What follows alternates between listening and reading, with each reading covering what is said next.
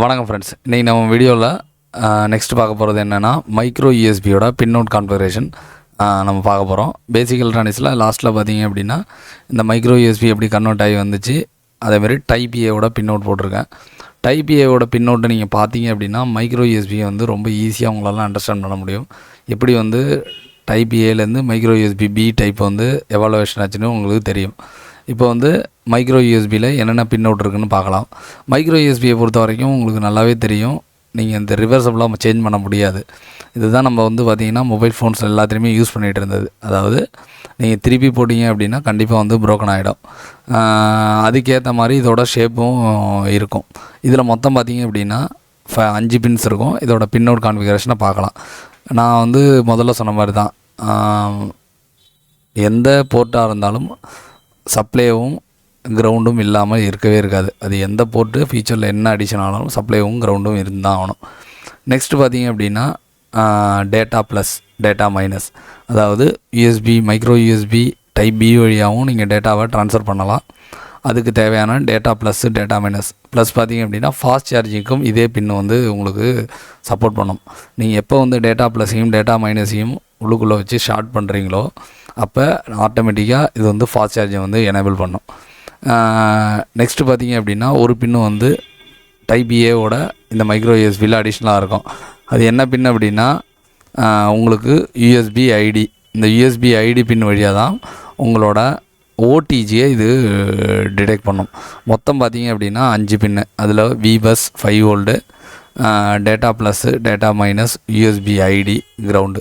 இந்த USB ID மட்டும் பார்த்திங்க அப்படின்னா ஜென்ரலாக சம் ஃபோன்ஸில் வந்து நோ கனெக்ஷனில் இருக்கும். ஆனால் மற்ற பின்ஸ் எல்லாம் பார்த்திங்க அப்படின்னா ரொம்ப ரொம்ப இம்பார்ட்டண்டான பின்னு. மைக்ரோ யூஎஸ்பியை பொறுத்த வரைக்கும் நமக்கு அடிக்கடி ஃபால்ட் வரும். காரணம் என்னென்னா இது வந்து ரிவர்சபிள் கிடையாது. அதனால் இதை வந்து ஈஸியாக வந்து ப்ரோக்கன் ஆகிடும்.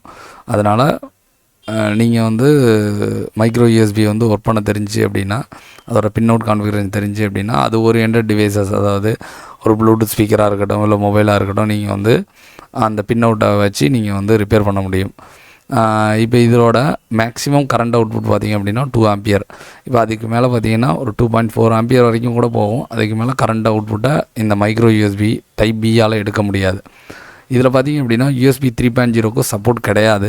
அதனால் என்னென்னா இதோட ஸ்பீடுங்கிறது ஒரு நார்மலாக தான் இருக்கும். இதில் வந்து நீங்கள் யூஎஸ்பி 3.0வை சப்போர்ட் வந்து இதில் எடுத்துக்க முடியாது. நெக்ஸ்ட் பார்த்திங்க அப்படின்னா இந்த ஐடி பின்னை நீங்கள் எப்போ கிரவுண்டோட ஷார்ட் பண்ணுறீங்களோ அப்போ அது ஓடிஜியை வந்து டிடெக்ட் பண்ணும். அதாவது நீங்கள் ஓடிஜி போடும்போது ஓடிஜி வந்து இந்த ஐடி பின்னை கிரவுண்டோட எடுக்கும். அப்போ எடுக்கும்போது நீங்கள் ஓடிஜி போட்டிருக்கீங்கிறத இது டிடெக்ட் பண்ணி உங்களுக்கு ஓடிஜிக்கு தேவையான பவரை ஃபோனுலேருந்து ஓடிஜிக்கு கொடுக்கும். அதாவது உங்கள் பென்ட்ரைவ் கொடுக்கும். நெக்ஸ்ட்டு பார்த்தீங்கன்னா இதோட டேட்டா ஸ்பீடுங்கிறது 400 MBPS 480 MBPS per செகண்ட் இருக்கும். டைப் சியோட கம்பேர் பண்ணும்போது இதெல்லாம் வந்து கம்மி. டைப் சியோட கம்பேர் பண்ணும்போது இதோட மேக்ஸிமம் கரண்ட் அவுட்புட்டும் கம்மி. 3.0 சப்போர்ட்டும் கிடையாது. ப்ளஸ் பார்த்திங்க அப்படின்னா டேட்டா ஸ்பீடும் பார்த்திங்கன்னா கம்மி. அதனால தான் பார்த்திங்கன்னா இதிலேருந்து உங்களுக்கு டைப் சிங்கிற ஒரு அப்கிரேட் கிடச்சிச்சு. டைப் சி பார்த்திங்க அப்படின்னா உங்களுக்கு ரிவர்சபிளில் யூஸ் பண்ணலாம், எப்படி வேணாலும் யூஸ் பண்ணலாம். இப்போ நாங்கள் வந்து சர்வீஸ் ஃபீல்டில் இருக்கிறவங்க நாங்கள் சொல்கிறோம், மைக்ரோ யூஎஸ்பி இருந்தப்போ நிறைய ஃபோன்ஸ் வந்து ஃபால்ட்டில் வந்து வரும், அதாவது கனெக்டர் மாற்றுறதுக்கு. ஆனால் இப்போ டைப் சி வந்த பிறகு நமக்கு வர்ற சர்வீஸுங்கிறது அந்த கனெக்டர் ஓரியன்டுங்கிறது ரொம்ப குறைஞ்சிருச்சு. அப்படிங்கிறது உங்களுக்கு டைப் சி வந்து டியூரபிலிட்டிங்கிறது ரொம்பவே நல்லாவே கிடைக்கிது. இதுதான் பார்த்திங்க அப்படின்னா மைக்ரோ யூஎஸ்பி டைப் பியோட பின் அவுட் கான்ஃபிகரேஷன். நெக்ஸ்ட் வீடியோவில் நம்ம டைப் சியை பற்றி கிளியராக பார்க்கலாம். இப்போ நம்ம பேசிக் எலக்ட்ரானிக்ஸில் நம்ம தொடர்ந்து வீடியோஸ் போட்டுட்ருக்கோம். அதில் வந்து இப்போ வந்து ஃபோன்ஸில் யூஸ் பண்ணக்கூடிய கனெக்டர்ஸோட பின் அவுட்லாம் போட்டுட்ருக்கோம். வீடியோ மிஸ் பண்ணாமல் இருக்க சேனலை சப்ஸ்கிரைப் பண்ணிங்க. உங்களுக்கு மொபைல் சர்வீஸ் கற்றுக்கணுன்னா ஸ்க்ரீனில் இருக்க நம்பரை கான்டாக்ட் பண்ணுங்கள். Thanks friends.